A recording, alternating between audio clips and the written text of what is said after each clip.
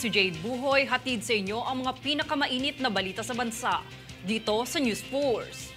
Sa ulo ng mga balita. Kaso ng leptospirosis tumataas, bunsod ng pagsisimula ng tag-ulan at mga pagbaha. PNP nag-uumpisa ng maghanda para sa nalalapit na 2025 midterm elections. Senator Risa Hontiveros nagbantang ipakontempt si suspended Mayor Alice Guo. PNR nagsagawa ng dialogo para talakayin ang ilang mga issues sa riles ng tren. PSA pinapakansila na ang birth certificate ni suspended Tarlac Mayor Alice Guo. Alas Pilipinas woman nakatanggap ng incentives mula sa Sports Committee ng Senado. Patas at pantay na balita, komprehensibong ulat para sa pulso ng masa. Ito ang News Force. Para sa unang balita, sa patuloy na pagsubaybay ng Department of Health o DOH sa waterborne illness, influenza-like illness, leptospirosis and dengue o wild sa panahon ng tag-ulan, naobserbahan ito na ang kabuang bilang ng mga kaso ng leptospirosis noong ika-15 ng Hunyo ay nasa 878 na. Habang nasa kalahati lamang ito ng bilang ng mga kaso ng leptospirosis sa parehong panahon noong nakaraang taon. Ayon sa DOH na ang lingguhang bilang ng kaso ay nagsimulang tumaas kasabay ng pag-umpisa ng tag-ulan. Mula sa 6 na kaso lamang na naitala noong ika-5 hanggang ika-18 ng Mayo, 60 kaso naman ang naitala noong ika-19 ng Mayo hanggang ika-1 araw ng Hunyo, na sinundan naman ng 83 kaso mula ika-2 hanggang ika-15 ng Hunyo. Samantala, nasa 84 naman ang naitalang pagkamatay dahil sa leptospirosis noong ika-15 ng Hunyo. Ayon naman kay DOH Secretary Teodoro Herbosa, huwag lumusong o maglaro sa baha upang maiwasan ang pagkakaroon nito. Kung hindi maiwasan, mangyaring gumamit ng bota at hugasan kaagad ang katawan ng malinis na tubig at sabon pagkatapos. Agad naman kumonsulta sa doktor kung kinakailangan.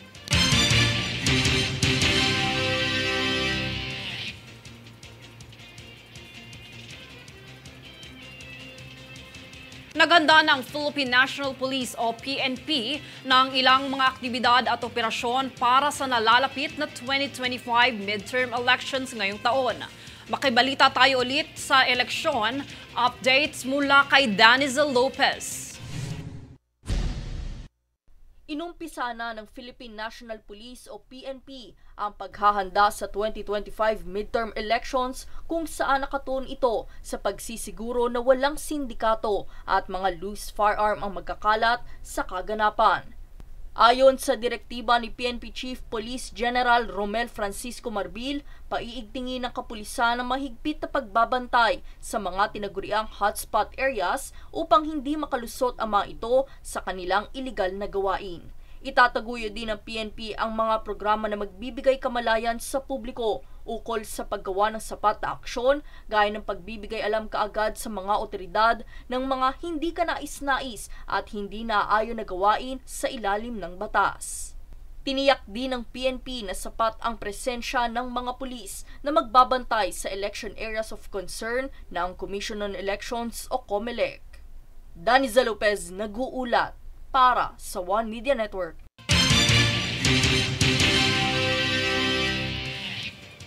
Sa iba pang ulat, upang matiyak ang kaligtasan at seguridad, hindi lamang ng mga individual sa kansada, kundi pati na rin ng mga social workers sa programang pag-abot ng Department of Social Welfare and Development o DSWD, ay katuwang na nito ang National Capital Region Police Office o NCRPO sa mga isasagawang aktibidad at operasyon. Para sa kaganapan, muling nagbabalik si Danizel Lopez. Inihayag ni National Capital Region Police Office o NCRPO Security Escort Team Leader Police Lieutenant Oliver V. Zinampan ang buong suporta at partisipasyon ng NCRPO sa Department of Social Welfare and Development o DSWD Oplan Pag-abot Team para maisagawa ang reach-out programs ito ng ligtas at maayos. Pagsisiguro ni Zinampan, sa bawat aktibidad na isasagawa ng pag-abot team ay naroon ang mga tauhan ng NCRPO para umalalay at tiyakin ang seguridad ng mga social worker at ng mga tinutulungan nitong mga pamilya at bata sa lansangan. Ayon sa karanasan ng isang pag-abot social welfare na si Pamela Apostol, mayroong mga agresibong benepisyaryo ng programa ang nakakapanakit sa mga trabahador ng DSWD, kung kaya't malaking tulong ang presensya ng kapulisan para sa mas ligtas na paglilibot ng grupo. Pagbabahagi rin ni Pag-abot Project Development Officer Raydrick Supnet Sr., ang isa sa mga hindi niya malilimutang karanasan sa Oplan Pag-abot ay ang pagkagat ng isang bata sa kanyang kamay dahil sa kagustuhang matulungan ito. Gayunpaman ay inihayag ni Raydrick na patuloy pa rin ito sa kanyang misyon na tulungan ang mga bata sa lansangan na mailayo sa kapahamakan. Ayon naman kay Police Lieutenant Zinampan, hangad ng NCRPO na palakasin ang tiwala at suporta ng mamamayan sa kapulisan kasabay ng paghahatid ng serbisyo sa mga sinasakupan nito. Daniza Lopez nag-uulat para sa One Media Network. Nagpulong kamakailan ang DPWH kasama ang MMDA at World Bank hinggil sa hakbangin ng mga ahensya para sa Metro Manila Flood Management Project Phase 1. Tungayan ang detalye sa ulat ni Princess Castro. Nitong Miyerkules, ika-26 ng Hunyo, ay nagpulong ang mga opisyal ng Metropolitan Manila Development Authority o MMDA, Department of Public Works and Highways o DPWH at World Bank ukol sa mga hakbangin, aktibidad at gawain na hinggil sa proyektong Metro Manila Flood Management Phase 1. Ang pagpupulong ay pinangunahan ni MMDA Acting Chairman Attorney Romando Don Artes, kung saan tinalakay ang status at update ng mga ipinatutupad na programa at proyekto sa mga sakop na lugar ng naturang proyekto. Kabilang sa mga binigyang diin sa pagpupulong ay ang pag-i-install ng closed-circuit television cameras o CCTV para sa solid waste at flood management monitoring ng mga ahensya. Nariyan din ang deployment ng environmental enforcers, pamamahagi ng waste gear collection tools at equipment sa piling mga barangay sa Metro Manila, pag-i-install ng trash traps sa mga daluyang tubig, maging ang pagtatayo ng composting facilities. Tinalakay din ang operasyon ng Mobile Materials Recovery Facility sa iba't ibang barangay na layong disiplinahin ang mga residente hinggil sa pagre-recycle ng mga basura. Dagdag pa rito ay ang planong pakikipag-ugnayan ng MMDA sa iba't ibang pribadong sektor para sa proyektong may kinalaman sa waste management. Bukod dito ay nilatag din ang iba pang mga proyekto na planong isagawa gaya ng Metro Manila Drainage Master Plan, pagtatayo ng Centralized at Decentralized Materials Recovery Facility na makatutulong para sa mas epektibong pamamahala ng basura sa Kalakhang, Maynila. Ito rin ay layong makabawas sa mga basurang bumabara at napupunta sa mga daluyang tubig. Ang MMFMP ay isa lamang sa mga proyektong isinusulong sa Kamaynilaan alinsunod sa paghahanda at pagtugon sa La Nina at tubig baha sa mga lungsod na nakapalibot dito. Princess Castro nag-uulat para sa One Media Network.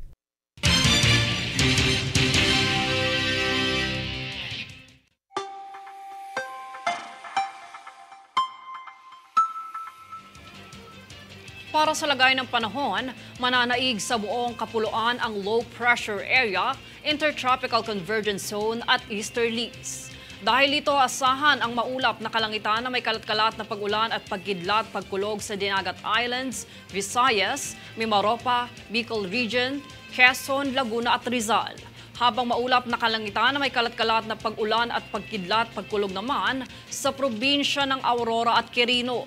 Samantala, bahagyang maulap hanggang sa maulap na papawirin na may pulupulong mga pag-ulan o pagkidlat pagkulog naman sa Metro Manila at natitirang bahagi ng bansa.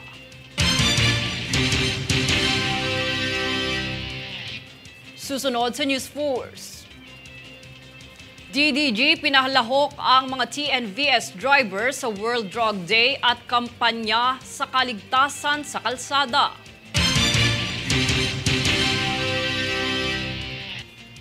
MMDA nakibahagi sa pagdiriwang ng Idadait 2024.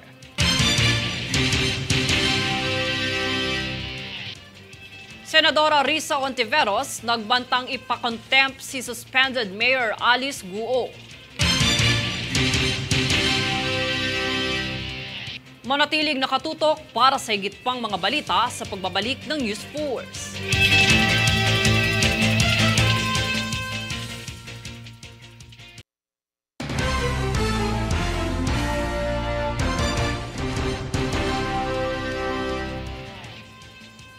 Sampung LGU sa bansa ang ginawaran ng parangal na Walang Gutom Award sa pangunguna ni Pangulong Ferdinand Marcos Jr. sa Malacanang nitong ika-26 ng Hunyo. Ang parangal ay pagkilala ng pamahalaan sa mga katangi-tanging aksyon at proyekto ng LGU para tugunan ang isyu ng kagutuman. Kinabibilangan ito ng 2 barangay, 3 munisipalidad, 4 na lungsod at 1 probinsya.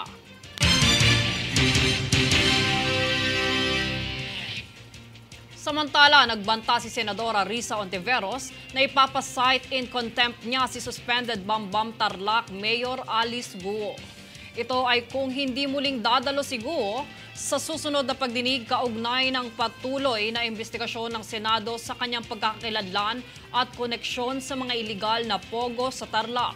At pahayag na ito ni Ontiveros at hindi matapos sumipot sa kumakailang pagdinig, kaya naman nag-issue na ng sabpina ang senador laban kay Alice Guo.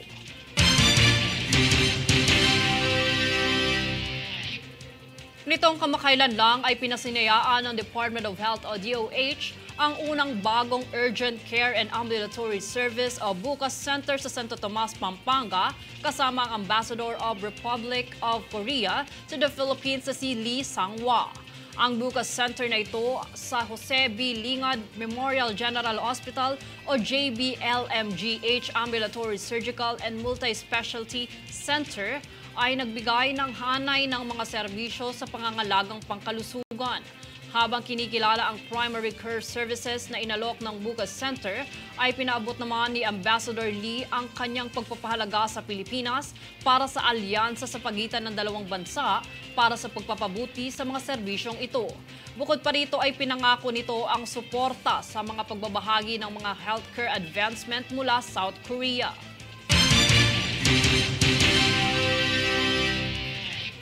Sa iba pang balita, nitong kamakailan lang ay pinangunahan ng Department of Health o DOH na kinatawan ni Assistant Secretary Paulo Teston ang turnover ceremony ng bagong Pilipinas Mobile Clinics sa 7 probinsya ng Central Luzon sa Pampanga Provincial Capital. Ayon kay Teston, binigyan diin ni Secretary Erbosa ang kahalagahan ng mobile clinic sa pagpapahusay ng accessibility sa pangangalagang pangkalusugan sa buong rehiyon. 83 bagong Pilipinas Mobile Clinics ang binili ng Administrasyong Marcos at ilalagay sa bawat probinsya kahit sa pinakamalayong lokasyon.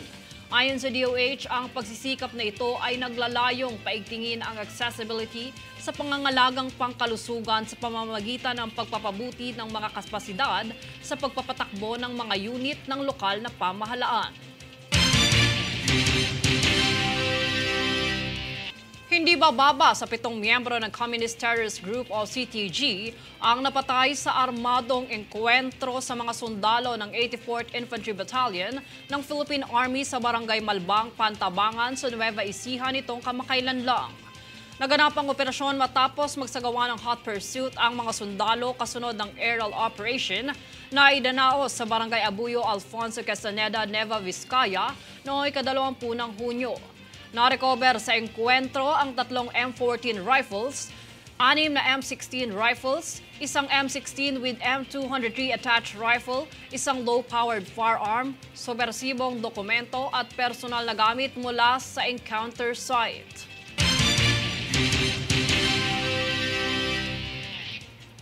Sa kabilang banda, bilang paggunita sa World Drug Day, tinipon ng Dangerous Drugs Board o DDB ang 200 drivers mula sa Transportation Network Vehicle Services o TNVS para makalahok sa pagsasanay ukol sa road safety, traffic rules, maging ang regulasyon sa kalsada. Ayon sa DDB, ang aktibidad na ito ay naglalayong maisulong ang kolektibong aksyon ng mga transport group at gobyerno para sa ligtas, masagana at maayos na serbisyo ng pagbabiyahe sa kalsada na siya ring naisupuin ang paglaganap ng iligal na droga.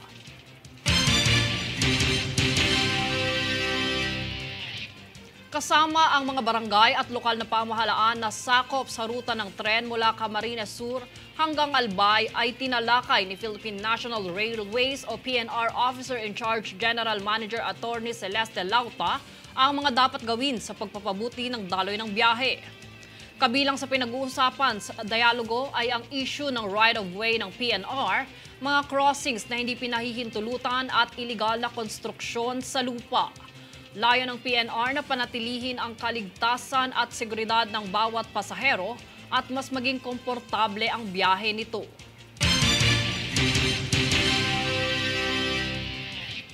Sa iba pang kaganapan, nakibahagi ang Metropolitan Manila Development Authority o MMDA sa nagdaang pagdiriwang ng International Day Against Drug Abuse and Illicit Trafficking o IDADAI 2024. Layo ng kaganapan na palakasin ang pandaigdigang pagkilos at pagtutulungan hinggil sa isang mundong malaya sa pang-aabuso sa droga. Sa pangunguna ng Dangerous Drugs Board, ang tema ng selebrasyon ngayon ay The Evidence is Clear, Invest in Prevention. Bukod sa MMDA ay pinagdiwang din ang kaganapan na ito sa iba't ibang panig ng bansa gaya ng Metro Manila, Davao del Sur, Ilocos Norte at marami pang iba.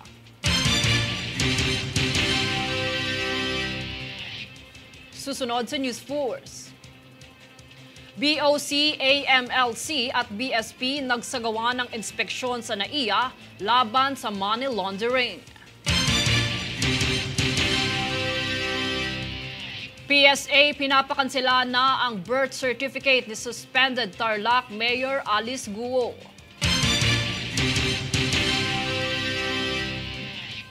GFA naghain ng diplomatikong protesta laban sa China kaugnay ng insidente ng panghaharas sa mga sundalong Pinoy.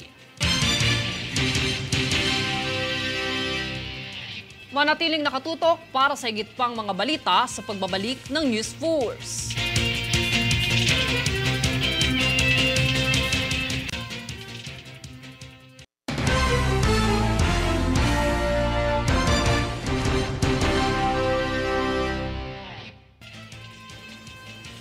Alinsunod sa ipinag-uutos ni Pangulong Bongbong Marcos na operasyon sa pagsugpo ng money laundering at counter-terrorism financing, nagsagawa ng inspeksyon ang Bureau of Customs kasama ng Anti-Money Laundering Council maging ang Bangko Sentral ng Pilipinas para siyasatin ang palitan ng pera sa bansa.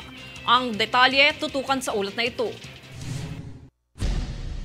Kamakailan sa Ninoy Aquino International Airport o NAIA, sama-samang ininspeksyon ng Bureau of Customs o BOC, Anti-Money Laundering Council o AMLC, maging ang Bangko Sentral ng Pilipinas o BSP ang halaga ng palitan ng pera sa bansa. Ang nasabing inspeksyon ay alinsunod sa Executive Order No. 33 noong nakaraang taon at Memorandum Circular No. 37 sa ilalim ng pamumuno ni Pangulong Bongbong Marcos Jr. na siyang kaugnay ng National Anti-Money Laundering, Counter-Terrorism Financing at Counter-Proliferation Financing Strategy. Sa inspeksyong isinagawa na sa kote ang dalawang Korean national at napag-alaman ang hindi otorisadong pagpasok ng 80 million Korean won o higit sa 3,300,000 piso. Samantala, patuloy pa rin ang BOC, AMLC at BSP sa pagsasagawa ng operasyon upang masigurado na walang makakalusot na insidente ng hindi otorisadong palitan ng salapi sa mga paliparan at daungan. Jade Buhoy, nag-uulat para sa One Media Network.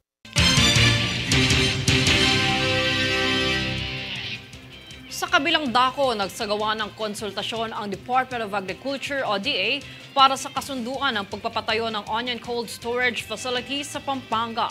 Ang buong dahilan alamin sa ulat na ito. Kamakailan lang nang nagsagawa ng pagpupulong ang Department of Agriculture o DA para sa kasunduan na makapagpatayo ng onion cold storage sa bayan ng San Fernando, Pampanga. Pinangunahan ng High Value Crops Development Program o HBCDP ang mga amendasyon sa nasabing kasunduan na siya ring kaagapay ang Assistant Secretary for Logistics ng DA na si Daniel Atayde. Bahagi ng pagpupulong ang usapin tungkol sa iminungkahing pagbabago para sa onion cold storage facility ng rehiyon, kung saan kabilang din ang presentasyon ng mga natitirang kasunduan para sa pagpapatayo ng mga pasilidad. Sa nasabing pagpupulong na pagkasunduan na ang hindi paggamit ng angkop sa pasilidad ay magre-resulta sa pagbawi ng kagawaran at ang posibilidad na mailipat ito sa iba pang kwalipikadong kooperatiba ng mga magsasaka upang magamit ng tama ang mga pasilidad. Umaasa naman ang ahensya na ang pagpupulong na ito ay makakatulong sa pagpapataas ng supply ng sibuyas at sapat na tala ng naimbak sa bawat cold storage facility. Jade Buhoy, nag-uulat para sa One Media Network. Isinusulong ng Philippine Statistics Authority o PSA na kansilahin na ang birth certificate ni suspended Mayor Alice Guo. Ito ay matapos madiskubre ang mga anomalya sa mga detalye. Francis Reyodique para sa balita. Posible nang makansela ang Certificate of Live Birth ni suspended Banban Tarlac Mayor Alice Guo. Ito ay matapos itong i-endorso ng Philippine Statistics Authority o PSA sa Office of the Solicitor General o OSG. Kinumpirma ito ni Assistant National Statistician ng Civil Registration Authority na si Engineer Mariza Grande sa isang pagdinig sa Senado. Bunsod ito ng mga nadiskubreng mga irregularidad sa detalye ng birth certificate ni Guo dahil sa pagpapatuloy ng investigasyon ng PSA at Senado. Ayon kay Engineer Grande, kung makansela man ito ay may tuturing na floating ang identity ni Guo. Pagbabahagi din niya, inilunsad na rin ng PSA ang investigasyon sa mga insidente ng mga modus, partikular na ang paggamit ng mga dayuhan ng delayed registration of birth upang maging Pilipino. Paggigit naman ni Senator Risa Hontiveros, mabigat ang implikasyon ng insidenteng ito, lalo na dahil nailuklok bilang opisyal ng gobyerno si Alice Guo. Francis Reyodique, nag-uulat para sa One Media Network.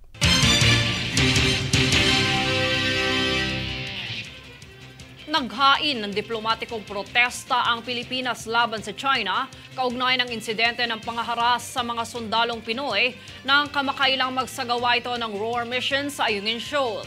Muli nagbabalik si Francis Reyodique para sa detalye. Isa na namang diplomatikong protesta ang ipinadala ng Pilipinas laban sa China. Ito ay bunsod ng kamakailang insidente ng pangaharas ng Chinese Coast Guard sa mga sundalong Pinoy nang magsagawa ito ng ROAR mission sa Ayungin Shoal.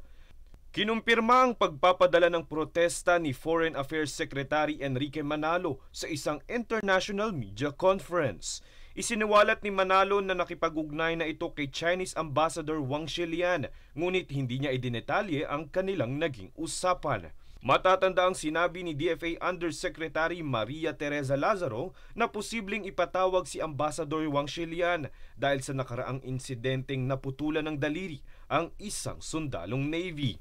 Pagtitiyak naman ni Manalo, nakatakda silang makipag-ugnayan sa kanilang counterpart sa China upang talakayin ang nasabing insidente.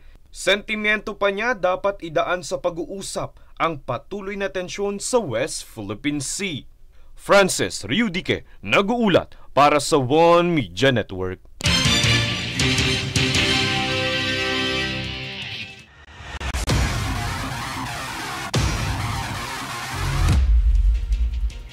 Sa balitang pampalakasan, karagdagang incentives ang muling natanggap ng Alas Pilipinas Women's Volleyball Team. Sa pagkakataong ito ay mula naman sa tanggapan ni Senador Bongo. Narito si Princess Castro para sa detalye. sa pangunguna ng team captain na sina Gia de Guzman at Ea Laure ay malugod na tinanggap ng Alas Pilipinas Women's National Volleyball Team ang karagdagang insentibo mula kay Senate Committee on Sports Chairperson Senator Bongo sa Rizal Memorial Sports Complex sa Maynila. Sa tulong ng Philippine Sports Commission, formal na nakapagpasalamat ang mga representatibo ng grupo at nagbigay ng kanilang maikling mensahe upang magpasalamat sa lahat ng patuloy na sumusuporta sa kanila. Ayon naman sa pahayag ni Senator Go, ipinagpapatuloy lamang niya ang kanyang tungkulin na tuparin ang pangako ng gobyerno na iangat ang larangan ng palakasan sa bansa. Dagdag pa ng senador, mahalaga ang moral support at matugunan lahat ng mga pangangailangan ng mga atleta para mas lalong mapahusay ang kanilang talento at galing. At ang insentibong ito ay makakatulong umano sa muli nilang paglaban sa FIBA Women's Challenger Cup sa buwan ng Hulyo sa Ninoy Aquino Stadium. Matatanda ang kamakailan ay naitala ng Alas Pilipinas ang kanilang makasaysayang bronze medal finish sa ABC Women's Challenge Cup. Princess Castro, nag-uulat para sa One Media Network. At narito ang recap ng mga nagbabagang balita ngayon. Sa ulo ng mga balita. Kaso ng leptospirosis tumataas, bunsod ng pagsisimula ng tag-ulan at mga pagbaha. PNP nag-uumpisa ng maghanda para sa nalalapit na 2025 midterm elections. Senator Risa Hontiveros nagbantang ipakontempt si suspended Mayor Alice Guo. PNR nagsagawa ng dialogo para talakayin ang ilang mga issues sa riles ng tren. PSA pinapakansila na ang birth certificate ni suspended Tarlac Mayor Alice Guo. Alas Pilipinas Women nakatanggap ng incentives mula sa Sports Committee ng Senado. Patas at pantay na balita, komprehensibong ulat para sa pulso ng masa. Ito ang News Force. At yan ang pinakamainit na mga balita ngayong araw. Manatiling nakatutok sa aming mga ulat at update sa aming Facebook page, facebook.com/OneMediaNetwork. Ako si Jade Buhoy at itong News Force.